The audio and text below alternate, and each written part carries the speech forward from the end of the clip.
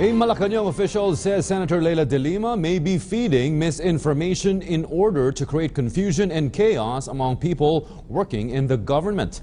Assistant Communications Secretary Ana Marie Banag was referring to Senator De Lima's claim that Presidential Executive Assistant Bongo was the one who called up PNP Chief Ronald De La Rosa asking for the reinstatement of relieved CIDG-8 Chief Marvin Marcos. Go has denied De Lima's allegations, calling it pure hearsay and unsubstantiated.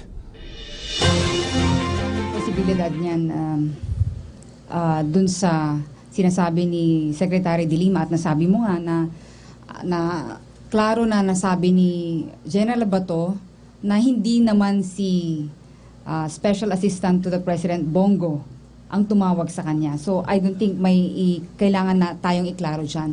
At dun sa punto ni Secretary De Lima, hindi natin siya pwedeng sabihan kung anong pwede niyang isipin at kung anong pwede niyang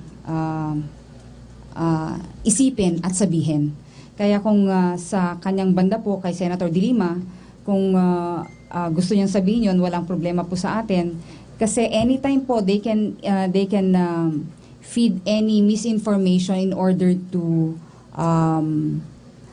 para magkagulo ang ranks ng mga nagtatrabaho sa administrasyon.